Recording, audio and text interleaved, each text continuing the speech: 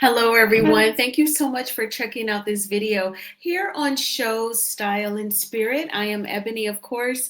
And as you can see from the title of this video, I am recapping the latest episode of The Real Housewives of Atlanta, season Sweet 16, episode 2. And I want to talk about if Porsha is deflecting and her coming at Drew. And don't get me wrong, Drew is not innocent in their entire debacle. And is Drew acting for the cameras? Before we get into it all, I ask that you please hit the like button on this video and please subscribe to the channel. And know that everything that I'm saying in this video is alleged and just my opinion.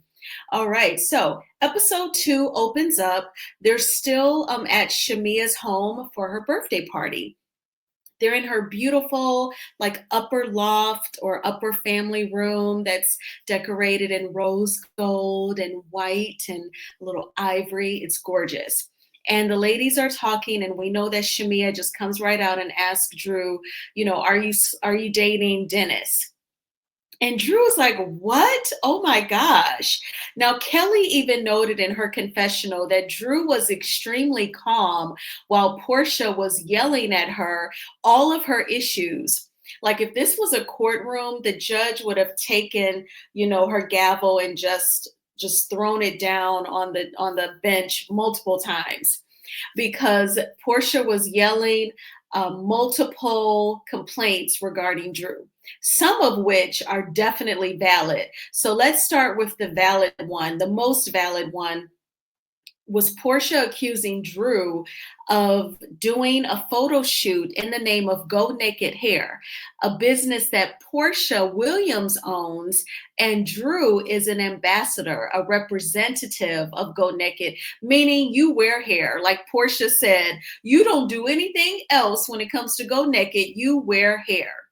And as advanced as our cell phones are, I'm sure Drew takes some of her pictures wearing Go Naked right with her own cell phone. She may have to send it to Porsha or Porsha's sister or assistant to get approval that, the lighting looks good and she's showing a good angle and the people can really see the quality of the hair. But I bet I wouldn't be surprised if a lot of the photography that Drew is associated with for Go Naked Hair, she probably does herself or has someone use her own phone. But in any event, Porsha said that Drew set up the photo shoot, and I'm assuming that that's true because Drew calmly was like, well, I was doing something for Go Naked Hair. She thought she was doing something good, but Drew, that is not your business. And then are you expecting to be reimbursed for whatever you put in monetarily for the photo shoot when you weren't given approval to do that? Porsha just wants to maintain control of her business. And really, I feel like she didn't say this in front of all of the women, but I feel like when she made you an ambassador, I think she felt like, let me hook her up with some cute hair and she won't have to pay for it if she's my ambassador. Because when she first came to the Real Housewives of Atlanta season 13, the ladies were clowning how she dressed, how she wore her hair. I remember when she went on Candy's Speak on It on her YouTube channel, Candy told her to her face, you just kind of reminded me of Punky Brewster. And we all know how colorful Punky Brewster was. And shout out to Punky Brewster. I love her, okay? And Cherry, her friend. So love that show. But that was definitely a read when Candy said to her, you're reminding me of Punky Brewster with like the bright pink and fuchsia and gold. So Porsha made her an ambassador, thought she was hooking her up with, cute units, but she did not appreciate Drew acting like she was the CEO and transacting business in the name of Go Naked Hair without the owner's approval. Okay, now let's move on to Drew filming with Dennis. This is another multi-layered issue that Porsha is having. She led with, your birthday party, you didn't even formally invite me. My baby daddy, Dennis, did. You invited him and he invited me. And Drew was like, well, I gave my assistant all of you guys' names and phone numbers, but if they didn't do it, I don't know. Drew was like so calm. She was like a character in a movie where you're not supposed to suspect her. but she is the one that tied somebody up and threw him in the basement, and you didn't even know what happened to him, and you're looking for the suspect, and it's her. And Drew was just so calm. She never lost her cool. Meanwhile, Porsha is trying to trigger her. She's yelling at her. She's calling her out of her name, called her a slimy bitch, and all of that. And Drew remains self controlled. It was something that I've never seen before in Real Housewives history.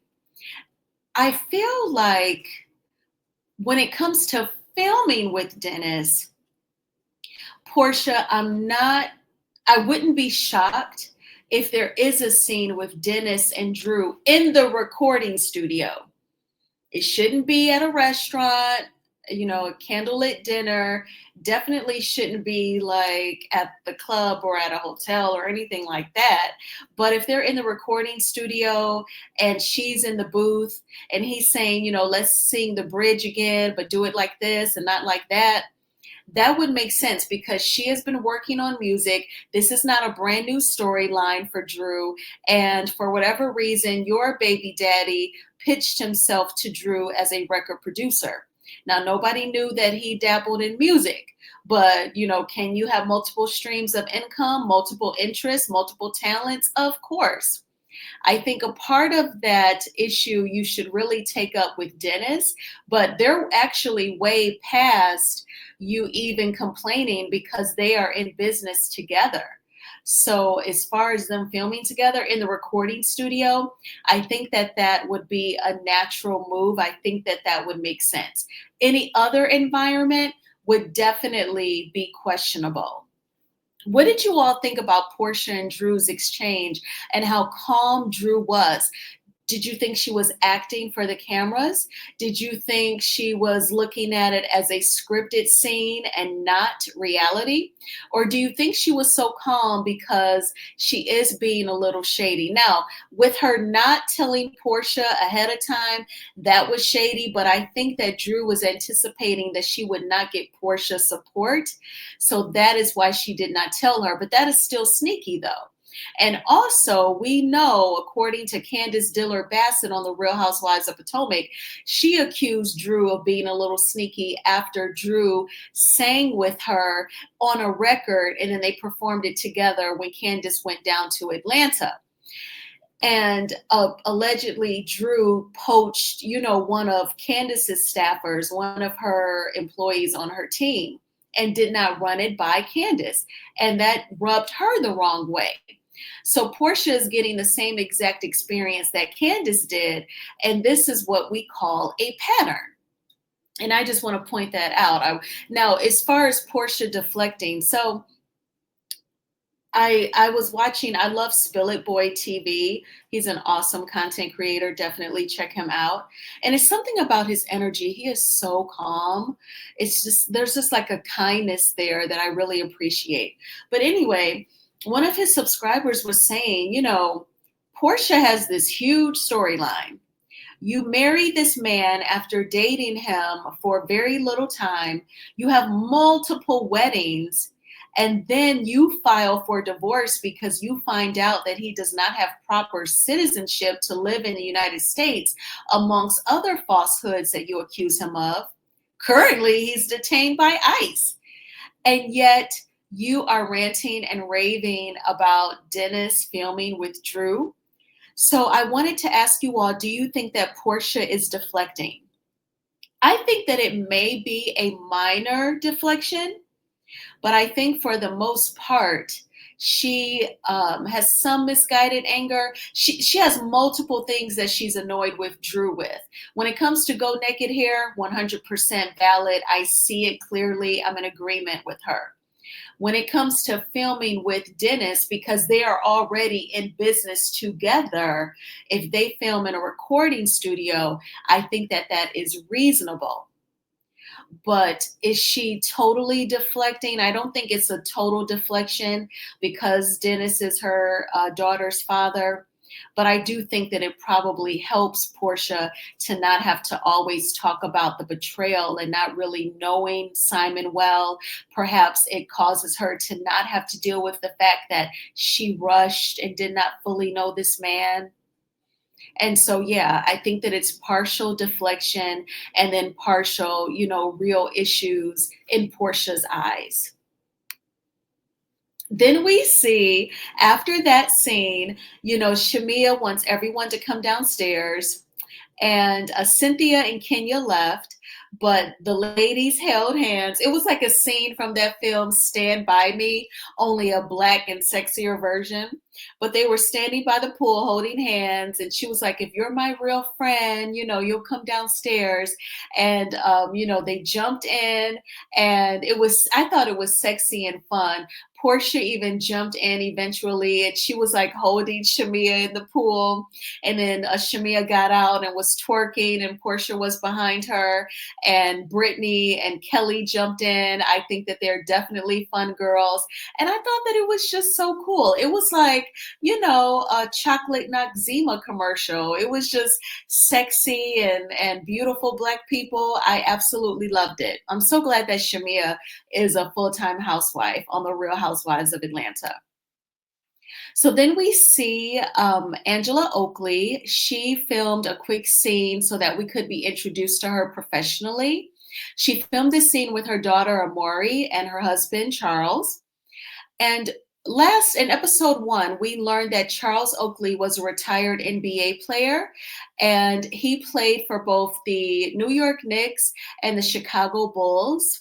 Well, in this week's episode, we learned more about Angela. We learned that she owns a financial consulting firm, and she also owns 5 properties that she is renovating. And her goal is to finish the renovations, of course, and to sell them. That is a lofty goal because I feel like it's multi-layered. First, you have to do renovations for all 5 and then sell them. And renovations means contractors, and we all know how some of them can be. They act like they're holding you by the balls because they assume that you will submit to whatever they say, whatever price, whatever timeline, because they know that you really want to get the renovations done. But perhaps Angela Oakley has the patience of Job and she can handle the annoyance of the contractors. I'm very curious to see this storyline and how she progresses with the 5 homes. If we get to the end of the season and the reunion, and Andy Cohen asked Angela on the sofa, "So, Angela, have you sold those homes yet?" And she's still doing the renovations. Girl, oh my gosh. So then you're going to be in a pickle. But we shall see. So, Amari is Angela's daughter. She's 24. And Charles has what sounds like perhaps an adult son. And I believe he's Charlie Jr. or Charles II. And then they share a young boy and a young girl. I was really surprised to see that they have like a couple of kids that are like elementary school age, like under the age of 10, but they do. And I believe Angela, I find her to be a beautiful woman. She's from Chicago, like we talked about in episode 1. And what was so funny, when she was trying to recap for her daughter Amari about Shemea's birthday party and Drew working with Dennis, Charles was being a hater and starts banging on the pots and pans. I was thinking, Charles, do you realize that your wife is filming for a major reality TV show?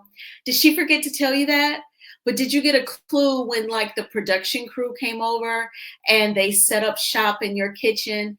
They set up the tripods and then they placed the cameras on top of the tripods, and the videographers, they balanced the ISIS so that, everything's in focus, and they took care of the lighting and the boom mic, and they gave everyone the heads up that they're going to start filming. I mean, did you put together the pieces of the puzzle then, bro, that, your wife is filming for a reality TV show and it's not a silent film. It's not giving Charlie Chaplin.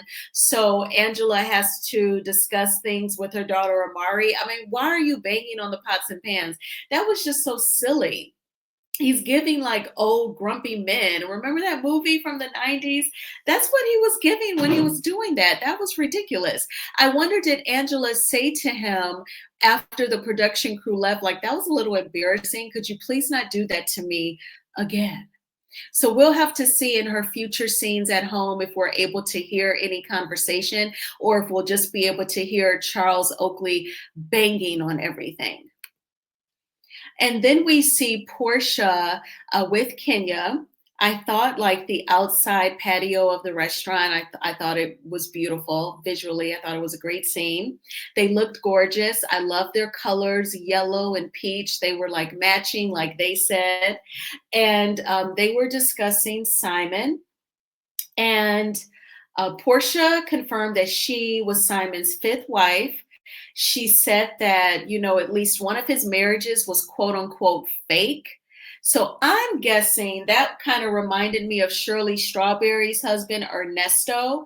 I don't know now if they're formally divorced. I don't think so. But her husband, Ernesto, he has been getting married since like the 80s, allegedly. And he had like a wife in the 80s and another one in the 90s, a one in the early 2000s. And I believe there might have been another one, and Shirley Strawberry was the fifth. Shirley Strawberry's either the fourth or fifth wife. But allegedly, he never formally divorced wife number one or two, so making the marriages thereafter invalid. So I kind of had those thoughts when Portia said that. So then I'm wondering, oh my gosh, girl, is your marriage to Simon valid? But we know it has to be assuming that he straightened all of that out because he divorced Fallon and then he married Portia. So maybe Tisa Tales will look into that for us. So anyway, they were discussing Simon, and Kenya was talking about all his posts on social media and how he can't keep up. And that's absolutely right. One thing about Simon, he is going to run his mouth. I think that it is the pettiness in him. He just has to post. If I was Portia, I would find it to be embarrassing and annoying that he is just so thirsty to always just be so tacky just because the relationship is over.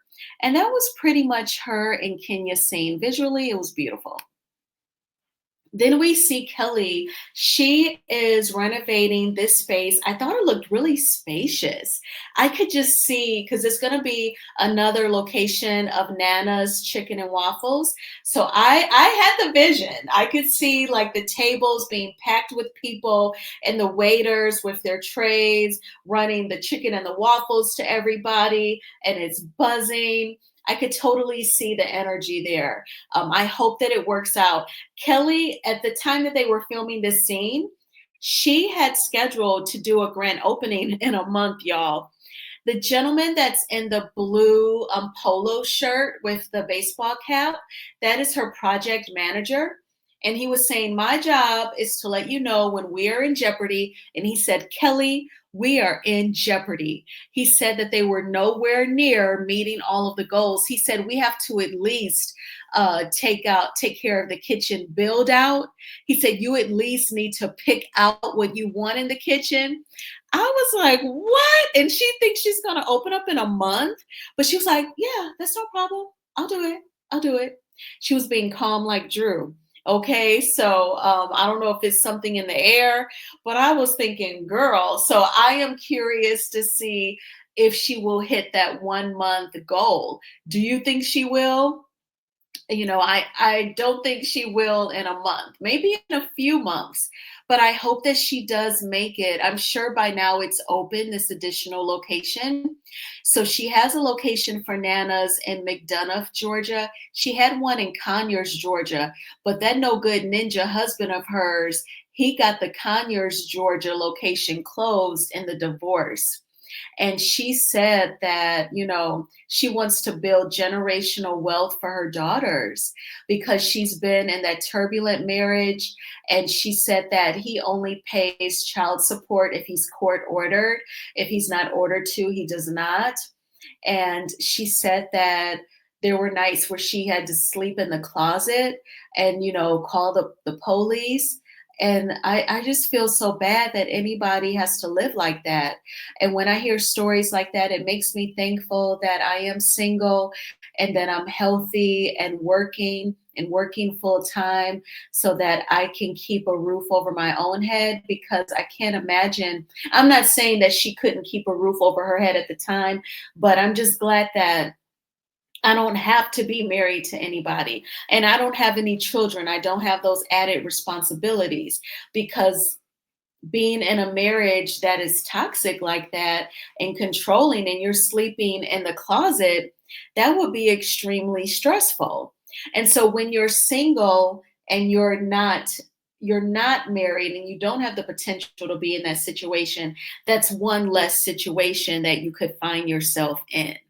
So it does make me thankful in times such as that. So all I wish you all the best, Kelly, and I know that it's going to work out. One thing I can say about life, like when things get really stressful and challenging and tough, you do reach a point where you are looking back on it. And you're so thankful when you can look back on it. So I know that she is definitely at that point. Even to be able to say that she's working on opening up an additional location is a blessing. She's already looking back on that turbulent marriage, and now she's divorced and moving forward. Then we see Brittany and her husband Mike, and there's her mom. Okay, so Brittany met Mike because he was one of her insurance clients.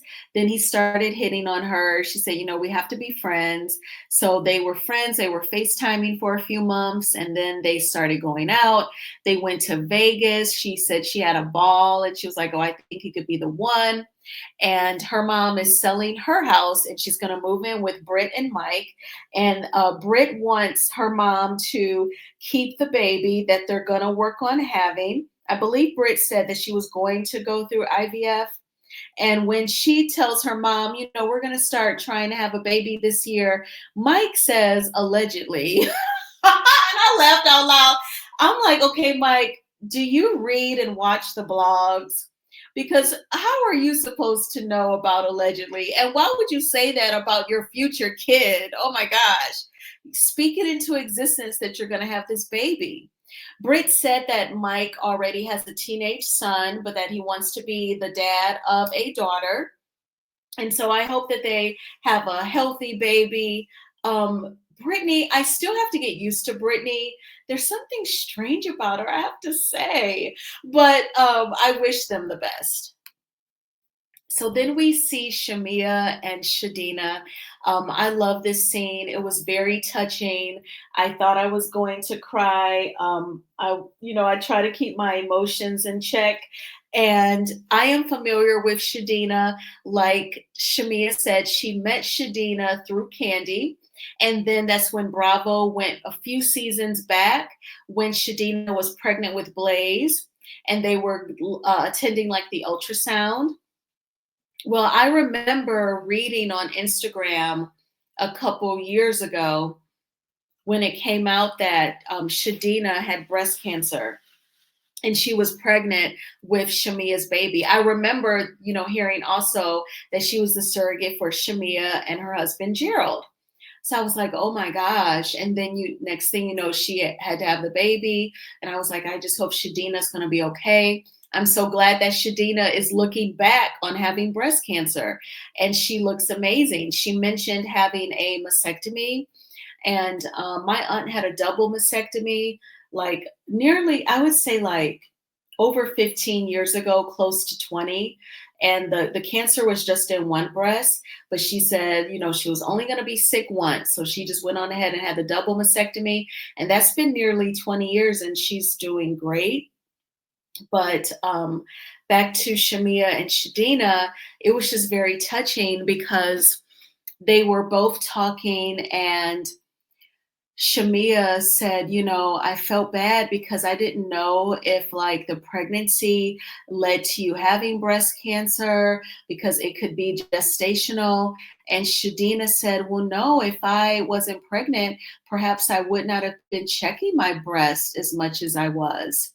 So, I look at it that way. So Shadina has a positive, optimistic look on it. And Shamia said, well, thank you, because I do carry that. And Shadina said she wondered if the cancer that was in her body affected Shiloh. But Shiloh, she's a survivor. She's thriving. I guess she was born at like 32 weeks, and she's doing great. I know that she's had at least a dozen surgeries. I've been following Shamea for quite a bit, so I remember all of those posts where she would talk about Shiloh, and she is still here and she's thriving. And they say that babies that are born premature, they are natural born fighters because they had to be right from the start. I have a cousin who was born premature, 2 months, and she swam in college. She swam on a scholarship and very highly competitive and successful. So I have to agree with that statement. Like there's just this built-in strength, it appears. So I know that Shiloh will be okay. But I felt like it was just such an important scene. And even more, Shamia talked about having an ectopic pregnancy. And she said she was so happy. She had finally gotten pregnant. Then she had really bad stomach pains, drove herself to the hospital. As soon as she was about to get in the wheelchair, blood was gushing out everywhere. And she was crying in her confessional. And she said, I just wish people would believe Black women. And she's done 7 rounds of IVF. And of course, I did have thoughts of Dr. Jackie in that clip, but it's not just what Dr. Jackie said. There's this whole, it's like a stereotype for us Black women that we have a high tolerance of pain. It's like they all envision us as like Sojourner Truth when she flexed her muscle at the it was an event, the women's suffrage event, and those white women were speaking, and Sojourner Truth attended, and she said, "Ain't I a woman?" And she flexed her muscle. She said, "I do all the same work in the fields as the men. I bore 11 children, so saw them all sold off to slavery, and ain't I a woman?" It's like they envision us as Sojourner Truth, and because she flexed that muscle, that means we can never have any pain. That's how I look at it. I've gone to the doctor and they've told me it was anxiety. And granted, when you look up things, anxiety can kind of manifest itself physically in your body to look like other symptoms. But I don't just want you to automatically write me off as just having anxiety. I feel like people don't always hear me out. So when Shamea cried in her confessional, I felt that. Definitely, I could relate to it. This was like my favorite scene of the entire episode. And I feel like this was a defining moment for Shamea. And she is herself. She is no Nene Leakes. She is not Kenya Moore. She ain't even Porsha. She is Shamisha. She is Shamea Morton Wange. Please forgive me if I mispronounced her last name. And Shamea, she is special and she brings a lot. Well, woo, I really worked hard during giving my commentary on this scene between Shamea and Shadina and all of the names, but I love this scene. So then we see Britney and Kelly. They talked briefly about Shamea's party with Kenya. This is what I want to say. These episodes, these first 2 episodes, we're seeing that Britney, she just don't like Kenya Moore. Brit does not like Kenya Moore. And I hate that Kenya kind of fell in her trap.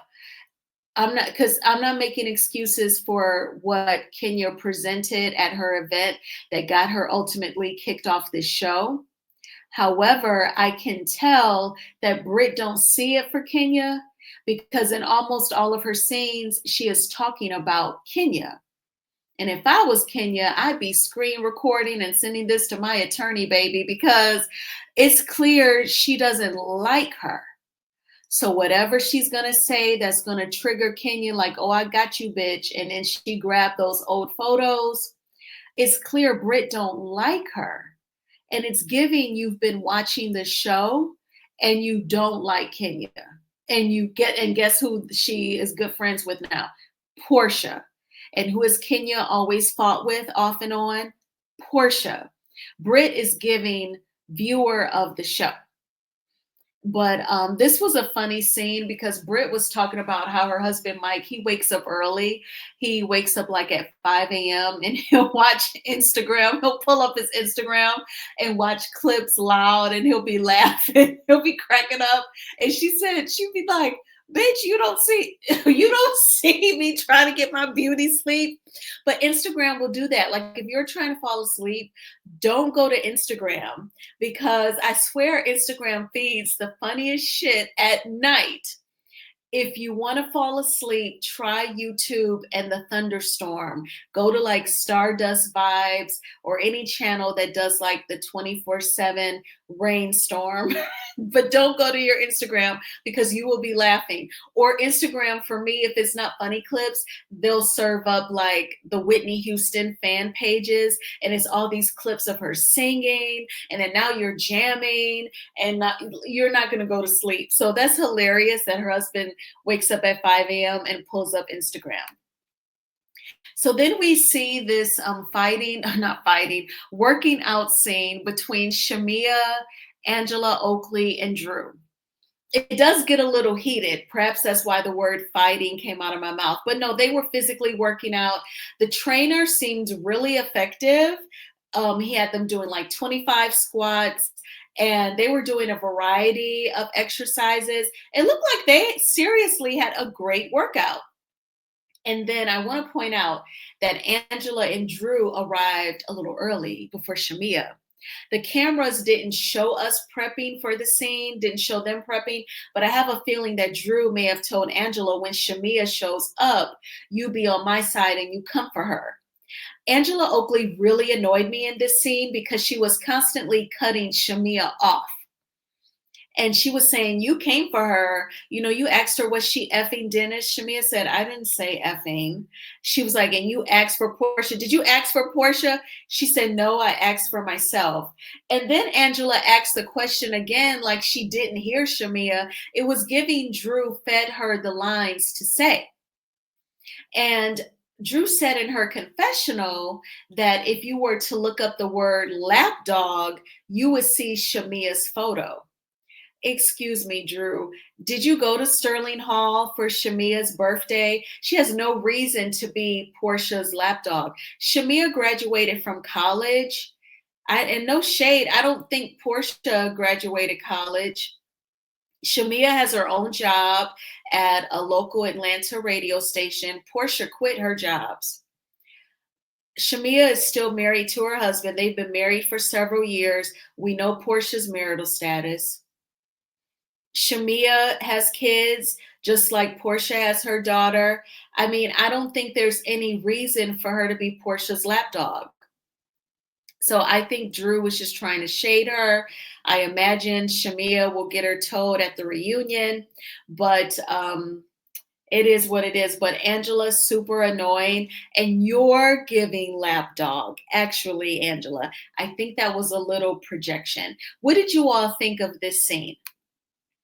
So then we see where Porsha is talking to Dennis at, it kind of looked like almost like a Chuck E. Cheese where the kids can slide down the slide and play in the balls. And there was a rock climbing wall that Pilar did, super cute. And Porsha was asking Dennis not to film with Drew. And Dennis was basically saying that he cannot promise Porsha that because he's producing music for Drew.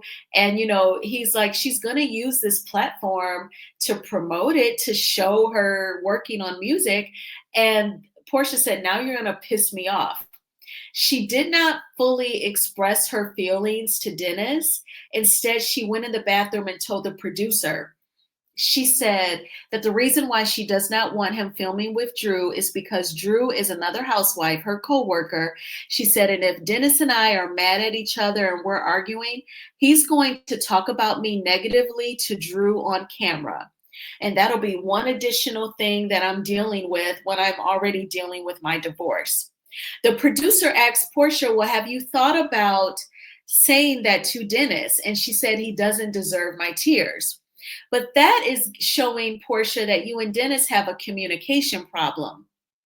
because you need to paint the picture for him, or he needs to be able to say, I can compartmentalize, I can separate the two. I'm not going to trash talk you to Drew. If I film on camera with her, it's going to be strictly about the music.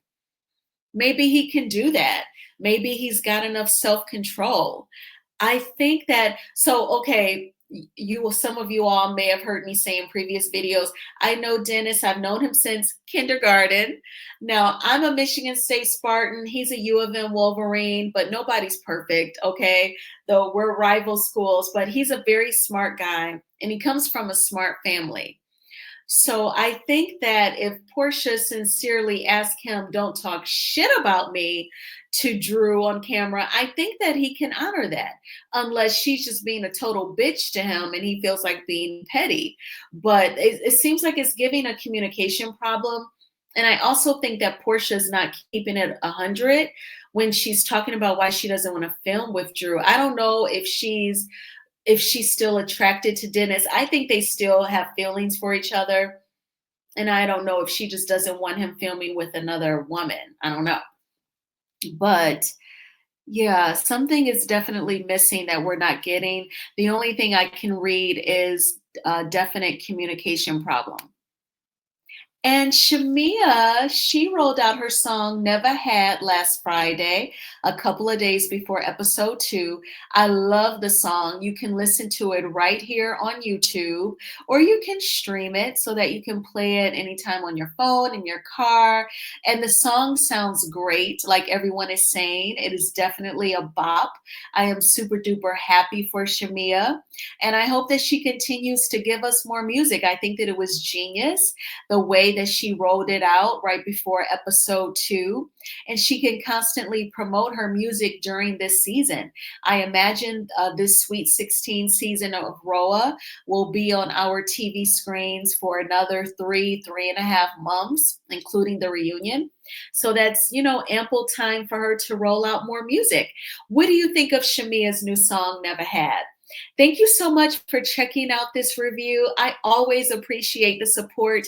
Please hit the like button on this video, as it is a free way of supporting the channel. And please subscribe to Shows, Style, and Spirit if you have not already done so. And I hope that you had a terrific Tuesday. Mine was good. I cannot complain. And we are going to have a wonderful, wonderful Wednesday. And I will talk with you all soon. Bye.